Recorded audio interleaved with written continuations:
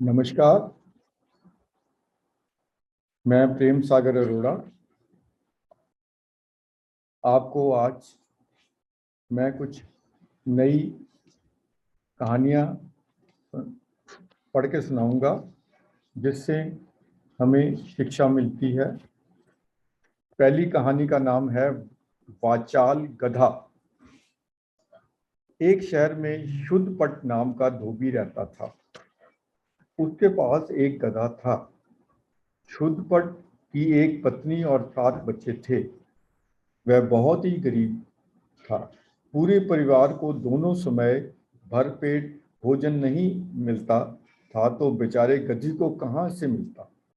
पेट भर खाना ना मिलने से वह बहुत दुबला हो गया था। भूख से बेहाल गधा ईश्वर से प्रार्थना किया करता, हे प्रभु, मेरी रक्षा करो। अब तो मेरे शरीर में बोझ उठाने की भी शक्ति शेष नहीं है। मैं मालिक की सहायता कैसे करूं?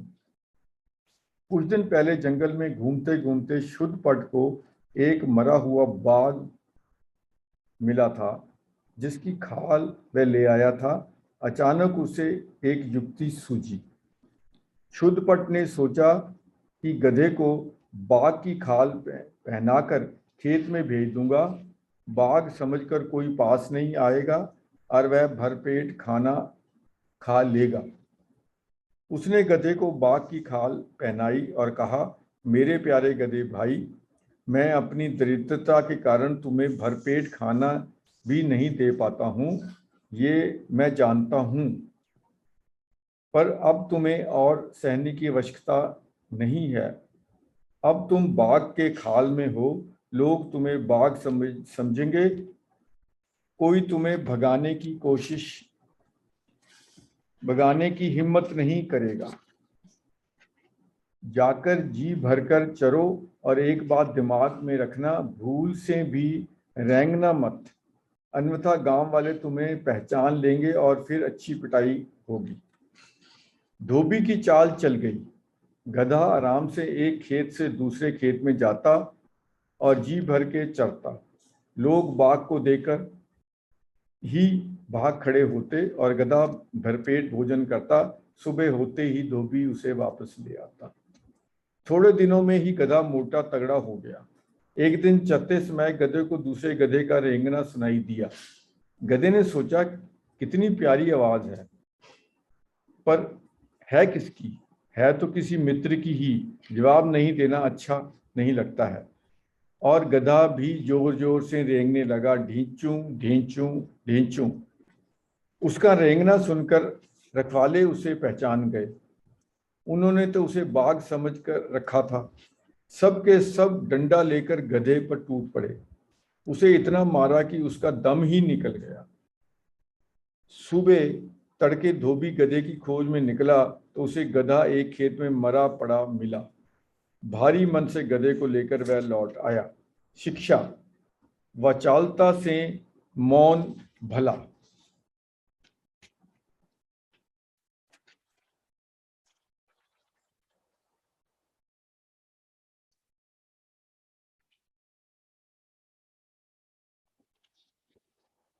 दूसरी कहानी है राजनीतिक गीदड़। एक जंगल में महाचतुर नाम का गीदड़ रहता था। एक दिन उसे जंगल में एक मृतक हाथी पड़ा मिला। हाथी को देखकर गीदड़ बहुत प्रसन्न हुआ। उसने मन ही मन सोचा, चलो अब कोई दिनों तक आराम से बैठकर खाऊंगा। गीदड़ ने मांस खाने के लिए उसकी मोटी खाल में दांत गाड़ने की बहुत चेष्टा की, पर सफल नहीं हुआ। उसी समय वहां एक शेर आ पहुंचा। गीदड़ को एक युक्ति सूझी। उसने शेर को साष्ट प्रणाम किया और बोला, आपका स्वागत है स्वामी, मैं आपका दास हूँ। आपके लिए मृतक हाथी की रखवाली कर रहा हूँ। आप यथेष्ट भोजन कीजिए। शेर ने कहा, गीदड़, तुम जानते हो कि दूसरे के द्वारा मारा गया जीव मैं नहीं खाता हूँ। तुम इसे मेरी भेंट समझो। शेर के जाने के बाद वहां एक बाघ आया।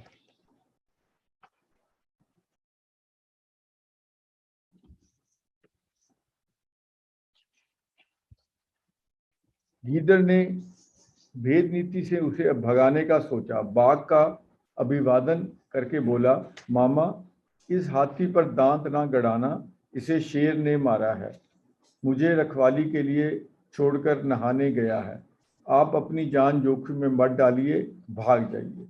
बाघ डर गया, गीदड़ से बोला, दफा करो, रक्षा करो, शेर को मत बताना, और वह भाग गया।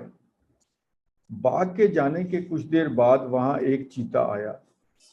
गीदड़ ने सोचा कि उसके तो दांत तीखे होते हैं, उसने हाथी की खाल उधड़वा लेता हूँ।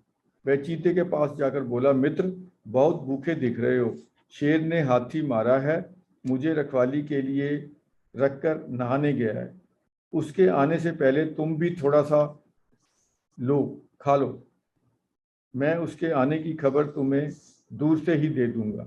प्रसन्न होकर जैसे ही चीते ने खाल उधेड़ी, गीदड़ चला पड़ा, शेर आ रहा है, भागो, जल्दी जान बचाओ।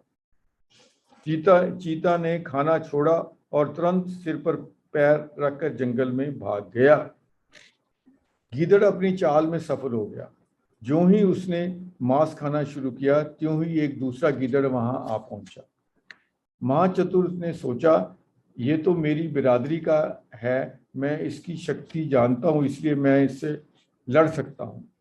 उसने दूसरे गिद्दड़ से लड़ाई करी और उसे मार दिया। उसके बाद बहुत दिनों तक आराम से हाथी का मांस खाता रहा। शिक्षा, सदा बुद्धि से काम लेना चाहिए।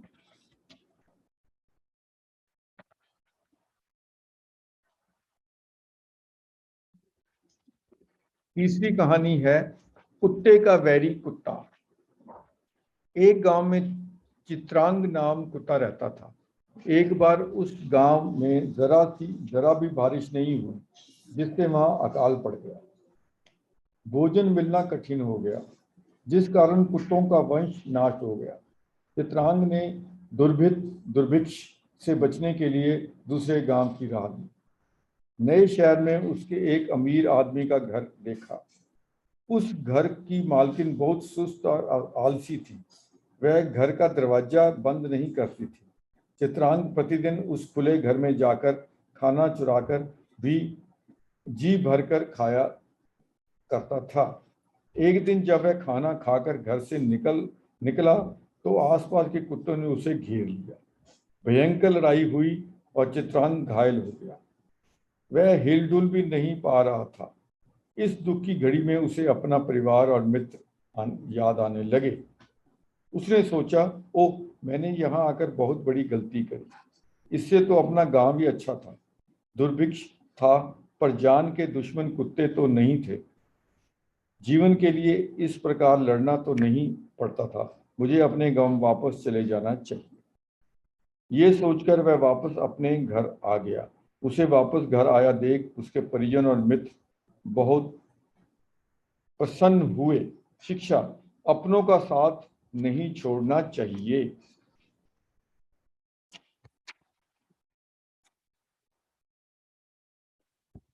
चौथी कहानी है, मूर्ख गधा। एक घने जंगल में कराल केसर नाम का शेर रहता था। धूस रक्त नाम का एक स्वामी भगत सेवक गीदड़ भी उसके साथ रहता था।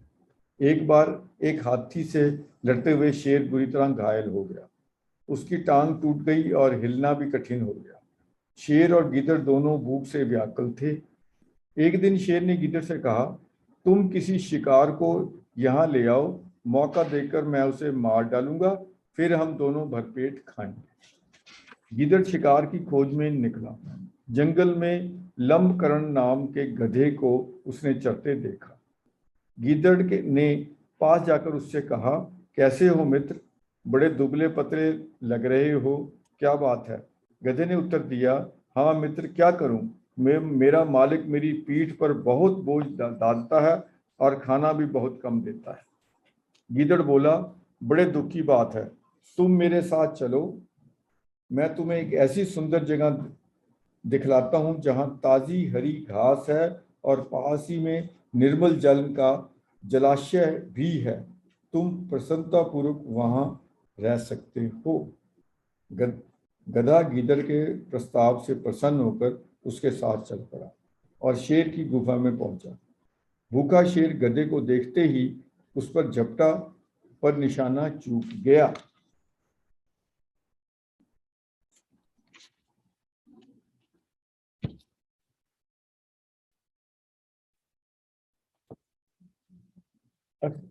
आकस्मिक आक्रमण से भयभीत गधा घबराकर सिर पर पैर रखकर भाग गया। गीदड़ ने शेर से कहा, महाराज, आपने मेरे उपाय पर पानी फेर दिया, आपको इतनी भी क्या जल्दी थी?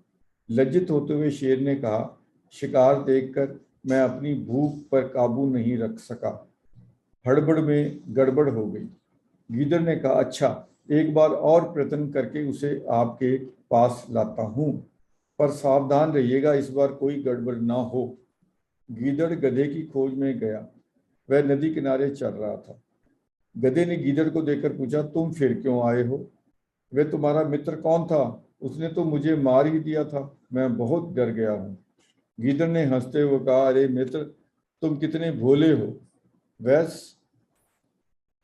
गर्भ भी तुम्हें देखकर आलिंगित करने उठी और वह तुम वहां से भाग आए।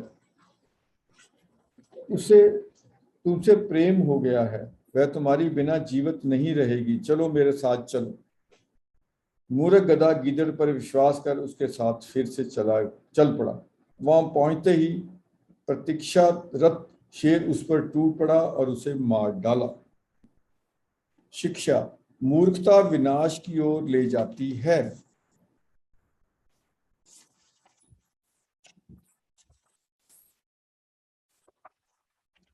अगली कहानी का शीर्षक है सच्चा कुम्हार। एक गांव में समरधीर नाम का एक कुम्हार मिट्टी की तरह तरह के बर्तन बनाकर अपनी जीविका चलाता था।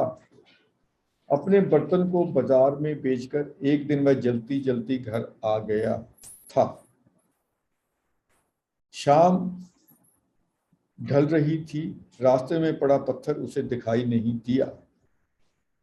ठोकर खाकर गिर पड़ा। सिर पर रखे मिट्टी के बर्तन भी गिरकर टूट गए। उनमें से घड़े का नकूला टुकड़ा उसके माथे और गाल पे चुभ गया। घाव बहुत गहरा था। कुमार को ठीक होने में कई महीने लग गए, पर उसका निशान माथे और गाल पर रह गया। बारिश नहीं होने के कारण कुछ दिनों बाद भयंकर अकाल पड़ा और लोगों को गांव छोड़ना पड़ा। कुमार भी अपने गांव छोड़कर सिंदूर देश चला गया। वहां राजा की सेना में भर्ती हो गया। एक दिन राजा ने उसके चेहरे पर निशान देखकर ये समझा कि अवश्य ही वह कोई बहादुर योद्धा है, तभी उसके चेहरे पर इतने बड़े जख्म के निशान हैं। राजा ने अपने सेनापति को बुलाकर कहा, इसके चेहरे के जख्मों के निशान को देखो, यह अवश्य महान योद्धा है, इसे आदर आदर दिया जाए। हम लोग भाग्यशाली हैं जो हमारी सेना में ऐसे वीर हैं। ये कहकर राजा ने उसे अपनी सेना में उच्च पद पर आसीन कर दिया।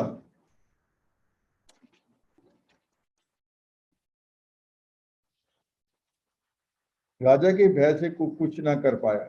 राजा उसे पसंद करते थे, इस कारण सभी उसका सम्मान भी करते थे। एक दिन अपनी सेना का निरीक्षण करते समय यूं ही राजा ने समरधीर से पूछा, वीर, तुम्हारे मुख पर यह घाव किस संग्राम में किस शत्रु से सामना करते हुए लगा था? समधीर ने कहा, महाराज, ये घाव हथियार का नहीं है, मैं तो एक कुम्हार हूँ। एक दिन घर लौटते समय जल्दी में मैं गिर पड़ा और ये नुकीला ठीकरा चुभ गया, वह उसी का निशान है। ये सुनते ही क्रोध से कांपते राजा ने सैनिकों को बुलाकर कहा, इसे यहाँ से ले जाओ और राज्य से बाहर निकाल दो। समरधीर ने राजा के चरणों में गिरकर अनुनय विनय किया, महाराज, एक बार मुझे मेरा युद्ध कौशल दिखाने का अवसर तो दीजिए। किंतु राजा ने एक न सुनी। उसने कहा, तुम भले ही सर्वगुण संपन्न हो, शूर और प्रकर्मी हो, पर हो तो कुम्हार ही। इससे पहले और लोग ये जाने तुम एक कुम्हारकार को वहां से जाने चले जाओ। शिक्षा, सफलता के लिए सही शिक्षा भी आवश्यक है।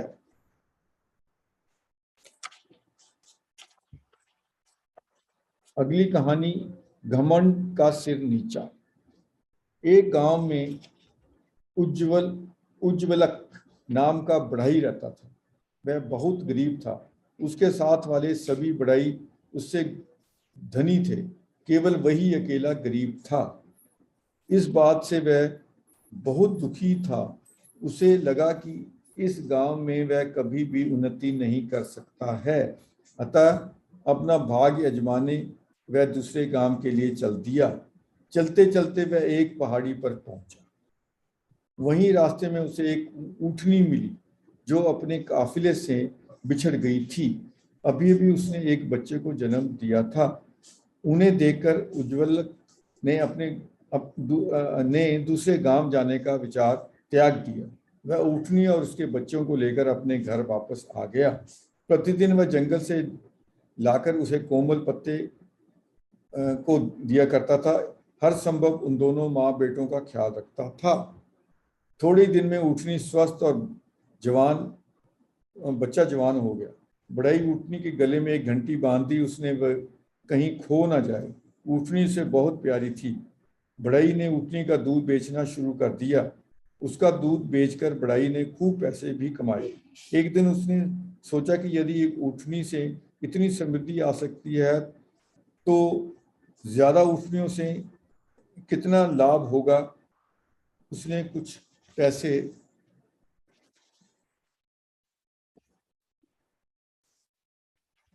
उधार लेकर और कुछ और ऊँटनी ऊँटनी खरीद लाया।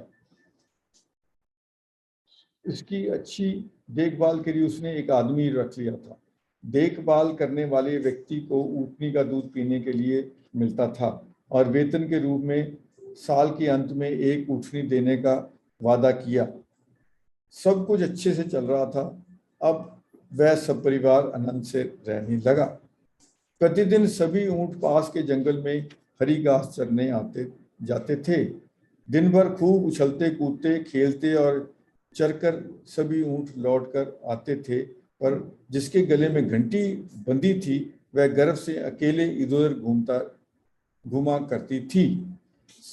सभी साथी उसे साथ रहने को कहते जिससे वह किसी जंगली जानवर की चपेट में ना आ जाए, पर वह अपनी ही अकड़ में रहती थी, किसी की बात नहीं सुना करती थी। एक दिन एक शेर ने देखा कि ऊँटों का एक जत्था जंगल से चरकर वापस आ रहा है, पर एक ऊँटनी अकेले ही आराम से चल रही है। शेर ताक में रहने लगा। दूसरे दिन भी घंटी की आवाज का ने पीछा किया। शाम को सभी ऊँट चले गए पर वह ऊँटनी चरती रही। शेर ने जब उसे अकेले देखा तो ऊँटनी के पास आया। ऊँटनी शेर को देखकर घबरा उठी और भागने लगी। शेर ने उस पर हमला कर दिया और उसे मारकर खा लिया। अंततः गर्व से ऊँटनी की जान ले ली। शिक्षा, सज्जनों की बात सुननी चाहिए, गर्व नहीं करना चाहिए।